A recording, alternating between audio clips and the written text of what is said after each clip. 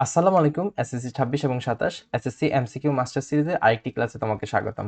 আজকের ক্লাসে আমরা মূলত কুমিল্লা বোর্ড 25 এ আসা যতগুলো এমসিকিউ আছে তোমাদের শর্ট সিলেবাসের মধ্যে সবগুলো এমসিকিউ কভার করার চেষ্টা করব। আলোক বিজ্ঞানের স্থপতি হিসেবে নিচের কোনটির নাম বিবেচনা করা হয়? আচ্ছা, তোমরা সবাই যদি প্রথম অধ্যায়টা পড়ো, এটা হবে যে ইবনে আল হাইয়াম। ঠিক আছে, থেলিসতে প্রথম হচ্ছে সূর্যের ভবিষ্যৎবাণীটা করে আর কি। আর আল খোয়ারিজমি হচ্ছে যে আল খোয়ারিজম বা হচ্ছে অ্যালজেব্রা যে বইটা লিখছে ওইটা লিখছে আর কি মূলত। তার মানে হচ্ছে যে আর আল মাসুদি হচ্ছে যে এনসাইক্লোপিডিয়া লিখে, ইতিহাসের 30 খণ্ডের একটা বিশাল এনসাইক্লোপিডিয়া লিখে। তাহলে এখানে আনসারটা হবে মূলত আলোক বিজ্ঞান স্থপতি হিসেবে ইবনে আল হাইয়ামে মূলত কাজ করে আর কি। চলো সামনে যাই আমরা। নিচের কোনটি সবচেয়ে ছোট? তো আমরা তো সবাই জানি এটা হবে যে ফ্যামটোমিটার। এগুলো সবগুলো মুখস্থ টাইপস জিনিসপাতি, ঠিক আছে? কারণ মাইক্রোমিটার হচ্ছে যে কত 10^6, তারপর হচ্ছে ন্যানো কত 10^9, আর পিকো কত 10^12, আর সবচেয়ে ছোট কত ফ্যামটো 10^15। তাহলে এই যে এই জিনিসগুলো আছে, তার মানে এটার আনসারটা হবে কত ফ্যামটোমিটার। তাহলে চলো সামনে যাই। একটি বস্তুর বেগ 4 সেকেন্ডে 4 ms ইনভার্স 1 থেকে বৃদ্ধি পেয়ে 12 ms ইনভার্স 1 হলে 8 সেকেন্ডে বস্তুটির বেগ কত হবে? আচ্ছা, তাহলে দেখো প্রথমে 4 সেকেন্ড, এটাকে আমার টি দিয়ে দিয়েছে, এবং হচ্ছে যে 4 ms ইনভার্স 1 এটা হচ্ছে ইউ এর ভ্যালু, আর এটা কত 12 ms ইনভার্স 1 এটা ভি এর ভ্যালু। আর আমাকে বলছে 8 সেকেন্ড পর বেগটা কত হবে। তাহলে মূলত প্রথমে এখানে আমাকে এটা আগে বের করতে হবে, কারণ যেহেতু এখানে বেগের পরিবর্তন হয়েছে, এই যে এখান থেকে বেগটা এখানে গেছে, তার মানে এখানে একটা এক্সেলারেশন আছে। তাহলে এক্সেলারেশন ইজ ইকুয়ালস টু কি V minus U divide by T. তাহলে ভি এর ভ্যালুটা কত 12 minus U divide by T. U এর ভ্যালুটা হচ্ছে 4, তাহলে হচ্ছে টি, আর টি এর ভ্যালুটা হচ্ছে 4, কারণ এই যে এখানে বলা আছে 4। তাহলে যদি আমরা এটা একটু ক্যালকুলেশন করে ফেলি, 8 divide by 4 that's mean 2 ms inverse 2। আচ্ছা, তাহলে এর ভ্যালুটা আমি পেয়ে গেছি। এখন আমাকে বলছে 8 সেকেন্ডে বেগটা কত হবে। তাহলে V is equals to U plus A. তাহলে ইউ কত, ইউ এর ভ্যালু 4, এই যে এখানে বলা আছে ইউ এর ভ্যালু হচ্ছে 4। তাহলে ইউ যদি 4 হয় প্লাস এ হচ্ছে 2 ইন্টু টি, টি এর ভ্যালু কত 8। তাহলে 8 দুগুণে 16 যোগ 4 কত 20, 20 ms ইনভার্স 1। চলো যাই। আচ্ছা, এখানে 16টা ভুল হবে, এটার আনসারটা হবে যে 20 ms ইনভার্স, এই যে এটা হবে 20 ms ইনভার্স 1। কারণ হচ্ছে যে এই যে তোমরা যদি হচ্ছে যে ইউ এর ভ্যালুটা 0 ধরে নাও, ইউ এর ভ্যালুটা যদি ইউ এখানে কিন্তু স্থির বলা নাই, ঠিক আছে? এখানে একটা ভালো জিনিস শিকার আছে তোমাদের। ইউ এর ভ্যালুটা কিন্তু তোমাদেরকে এখানে কোনো জায়গায় কোনো স্থির শব্দটা ব্যবহার করা হয়নি।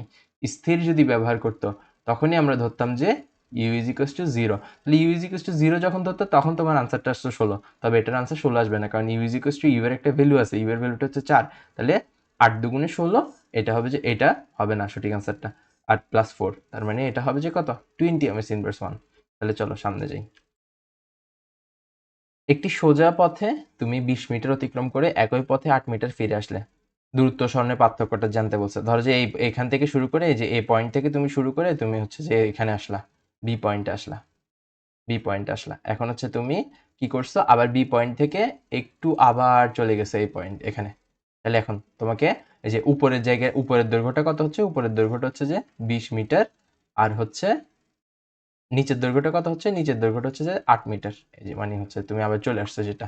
তাহলে এখন তোমার তোমার দূরত্বটা হয়েছে কতটুকু, তোমার দূরত্বটা মূলত হচ্ছে যে এখান থেকে শুরু করে এখানে আসছো 20 মিটার, এবং তারপরে আবার 8 মিটার গেছো। তার মানে তোমার দূরত্ব যেটা আছে, ডিস্টেন্স, ঠিক আছে, ডিস্টেন্সটা হচ্ছে কত, হচ্ছে যে 28 মিটার। আচ্ছা, আর তোমার যে স্মরণটা হয়েছে, স্মরণ মানে কি, প্রথম অবস্থান থেকে শুরু করে শেষ অবস্থানের পার্থক্য। তাহলে তুমি এখানে 8 মিটার আসছো, 20 মিটার কি 8 মিটার আসছো, তার মানে এটা কত 12। তার মানে তোমার অ্যাসটা যেটা আছে বা স্মরণ যেটা আছে ওটা হচ্ছে 12 মিটার। তাহলে 28 থেকে আমার মূলত 12 বিয়োগ করতে হবে। তাহলে 28 থেকে 12 বিয়োগ করলে আনসারটা কত আসে 16 মিটার। ঠিক আছে, কারণ এই যে আমাদের মূলত এই 28 থেকে 12টা বিয়োগ করে দিতে হবে। তো 28 মাইনাস 12 কত আসবে 16 মিটার। চলো। কোনো ঘর্ষণ কাজে লাগিয়ে একজন মানুষ পানিতে সাঁতার কাটতে পারে? আচ্ছা, স্থির বস্তুতে যে ঘর্ষণটা দেখা যায় ওটাকে স্থিতি ঘর্ষণ বলে। গতি বস্তুতে কোনো যে ঘর্ষণটা দেখা যায় ওটাকে বলা হয় গতিশীল গতি ঘর্ষণ। মানে একটা বস্তু আরেকটা বস্তুর উপর, আরেকটা সারফেসের উপর দিয়ে যদি যেতে থাকে, এবং ওই বস্তুটা যে ঘর্ষণটা ফিল করে ওইটাকে আমরা গতি ঘর্ষণ বলি।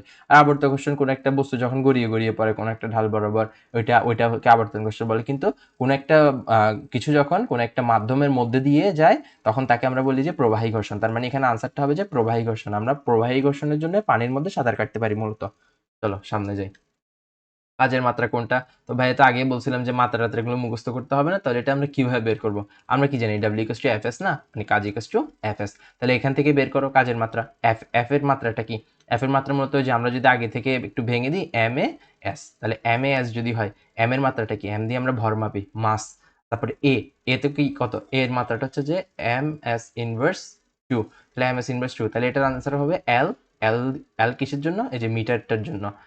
টি দিয়ে সময়, টি ইনভার্স 2, আর তারপর হচ্ছে এস দিয়ে আমরা কি মাপি? দৈর্ঘ্য মাপি। তো দৈর্ঘ্য যদি মাপি তাহলে এল, তাহলে এটা আমার কি দাঁড়াচ্ছে? এল আর এল গুণ হয়ে ML স্কয়ার টি ইনভার্স 2, তাহলে এটার আনসারটা হচ্ছে কত হবে? এই যে 3, এটার আনসার হবে।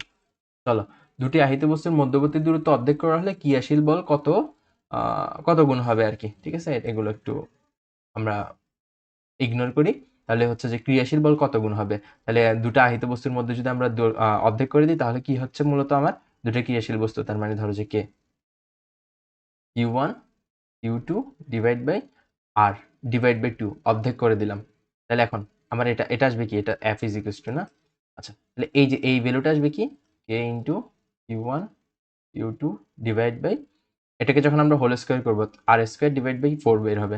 তাহলে এই যে এটাকে আমরা যদি একটু সাজিয়ে লেখার চেষ্টা করি, Q1 Q2 ডিভাইড বাই, ডিভাইডটাকে আমরা মাল্টিপ্লিকেশন দিয়ে দিই। মাল্টিপ্লিকেশন দিলে এটা কি হয়ে যাবে? উপরে উঠে যাবে, আর স্কোয়ার।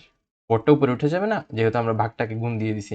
তাহলে হচ্ছে যে 4টা সামনে চলে আসবে, তার মানে হচ্ছে 4 Q1 Q2 divide by R square, তার মানে 4 গুণ হয়ে যাবে। আনসার হবে 4 নাম্বারটা 4 গুণ হয়ে যাবে। আচ্ছা, চলো তারপরে নিচের কোনটি ভেক্টর রাশি? তা এখন আমরা সবাই তো জানি ভেক্টর রাশি কি? যার একটা দিক রয়েছে, তাই সেটা হচ্ছে ভেক্টর রাশি। তাহলে এই যে শক্তি কোনো ভেক্টর রাশি না, শক্তিটা ভেক্টর রাশি না। তড়িৎ ক্ষেত্র, হ্যাঁ তড়িৎ ক্ষেত্র একটা ভেক্টর রাশি। চাপও ভেক্টর রাশি না, তাপমাত্রা ভেক্টর রাশি না, তাহলে আমাদের আনসারটা হবে যে তড়িৎ ক্ষেত্র। তাহলে চলো, কারণ তড়িৎ ক্ষেত্রে একটা দিক আছে, তোমরা সবাই তো জানো যে এই যে এভাবে তড়িৎ ক্ষেত্রে দিক থাকে। আচ্ছা চলো, ত্রিমাত্রিক সিসমিক সার্ভে যেটা আছে, সিসমিক সার্ভের মধ্যে তরঙ্গটা কিসের সাহায্যে ধারণ করা হয়, মানে রিসিভ করা হয়। তোমরা যদি বইটা একটু ভালোভাবে পড়ো, তাহলে রিসিভার হিসেবে কাজ করে আমাদের জিওফোন। জিওফোন যেটা আছে, এটা থেকে আমাদের ওই যে যখন ছোট্ট একটা বিস্ফোরণ করা হয়, ওই বিস্ফোরণ থেকে যেই শব্দটা গিয়ে মাটির বিভিন্ন স্তরে আবার বাড়ি খেয়ে আসার সময় আমরা হচ্ছে যে জিওফোনটা দিয়ে এটাকে আবার রিসিভ করে থাকি মূলত।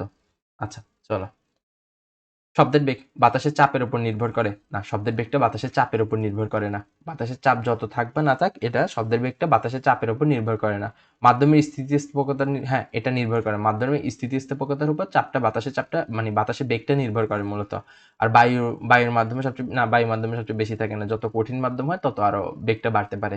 বাতাসের ঘনত্ব বেড়ে যাওয়ার সাথে সাথে বৃদ্ধি পায় না, এটা আসলে উল্টা হয়। এই যে মানে বাতাসের ঘনত্ব বেড়ে যাওয়ার সাথে সাথে এটা কমে যায়। বাতাসের ঘনত্ব যখন বেড়ে যাবে, মানে এটা হচ্ছে যে বেগ সমানুপাতিক 1/√পি, মানে এটাকে রো বলা হয় মূলত। তো তোমাদের তো এটা জিনিসটা নাই, যদিও ঘনত্ব বলতে তো তোমরা পড়ো নাই, তবু হচ্ছে যে এটার আনসারটা হবে যে মাধ্যমের স্থিতিস্থাপকতার উপর নির্ভর করে মূলত। শব্দের বেগটা আনসার হবে খ।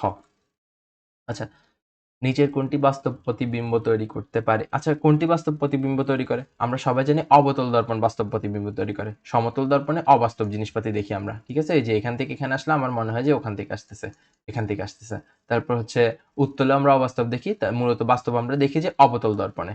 এখন অবতল দর্পণে এখানেও আছে, এখানেও আছে অবতল লেন্স। এন্ড তোমাদের লেন্সের চ্যাপ্টার যদিও নাই, তবে এটা আমি তুলে আনছি। এটা হচ্ছে যে তোমাদের দুইটা চ্যাপ্টার যেটা আছে, ওই আলোর প্রতিসরণ এবং প্রতিফলন দুইটাকে মিক্স করে আনছে আর কি। তাই যেহেতু হচ্ছে অবতল দর্পণের কথাটা আছে, অবতল দর্পণ এবং উত্তল লেন্স হবে এটার আনসার। কারণ উত্তল লেন্স আর অবতল দর্পণ এই দুইটাই হচ্ছে যে বাস্তব প্রতিবিম্বটা মূলত তৈরি করে। আচ্ছা, একটি অবতল দর্পণে ফোকাস থেকে 5 সেন্টিমিটার দূরে একটা বস্তু স্থাপন, আমরা একটা অবতল দর্পণ আঁকি প্রথমে। আচ্ছা ধরো এটা হচ্ছে ফোকাস, আর এটা হচ্ছে যে কেন্দ্র। তাহলে আমাদেরকে বলে দিছে দর্পণের বক্রতার ব্যাসার্ধটা হচ্ছে কত? 20 সেন্টিমিটার। তো এটা যদি 20 সেন্টিমিটার, এটার অর্ধেক হচ্ছে ফোকাস, তার মানে 10 সেন্টিমিটার। প্রতিবিম্বের দূরত্বটা কত? তাহলে প্রতিবিম্বের দূরত্বটা কত? তো আমাদের এখানে বলছে যে ফোকাস থেকে 5 সেন্টিমিটার দূরে সরাই দিছে, তার মানে মূলত হচ্ছে বস্তুটা এখানে। তো বস্তুটা যদি এখানে হয়, তাহলে আমরা যদি একটু আঁকার চেষ্টা করি, তাহলে এটা হবে কত? এখান থেকে এই যে ফোকাস থেকে যদি 5 সেন্টিমিটার পিছিয়ে সরাই দিই, এটা হবে 15 সেন্টিমিটার। তাহলে এটা যদি 15 সেন্টিমিটার হয়, তাহলে আমরা সহজে বের করতে পারি 1/f is equals to 1/v plus 1/u। তাহলে আমরা যদি v এর মানটা বের করি, প্রতিবিম্বের দূরত্ব, তাহলে 1/v is equals to কত আসে? 1/f minus 1/u। হ্যাঁ, এটা এই পাশ থেকে এ পাশে চলে গেছে, মাইনাস হয়ে গেছে। তাহলে 1 divide by F minus 1 divide by U U U আর এফ এর ভ্যালুটা আমরা বসায় দিতে পারি। এটা হচ্ছে কত 10 আর এটা হচ্ছে কত 15। তাহলে আমরা যদি একটু লসাগু করে ফেলি এটা আনসার আসবে যে 3 দুগুণে 6 5 6 30। তাহলে 30 আর এখানে এটা দিয়ে এটা যদি কাটি তাহলে আসবে 3 মাইনাস এটা দিয়ে এটা কাটলে 2 3 মাইনাস 2 মানে কত 1 ডিভাইড বাই 30 1 ডিভাইড বাই 30 তাহলে এটা হচ্ছে 1 ডিভাইড বাই ভি এর value 1 divide by V 1 divide by V এর value that's mean V is equals to 30 degree. প্রতিবিম্ব দূরত্বটা কত হবে 30 ডিগ্রি না সেন্টিমিটার হবে আর কি। এসএসসি এমসিকিউ মাস্টার সিরিজের মধ্যে আমরা চেষ্টা করি তোমাদের যতগুলো এমসিকিউ নিয়ে সমস্যা আছে সেই সমস্যাগুলো সলভ করে দেওয়ার। যদি এরকম ভিডিও তোমরা আরও দেখতে চাও তাহলে আমাদের চ্যানেলটা সাবস্ক্রাইব করে তোমরা আরও নোটিফিকেশন বাটনটা অন করে দিও যাতে আমাদের প্রতিটা ভিডিও নোটিফিকেশন তোমার কাছে চলে যায়। তার জন্য আমাদের চ্যানেলটা দয়া করে একটু সাবস্ক্রাইব করে দিও। Thank you.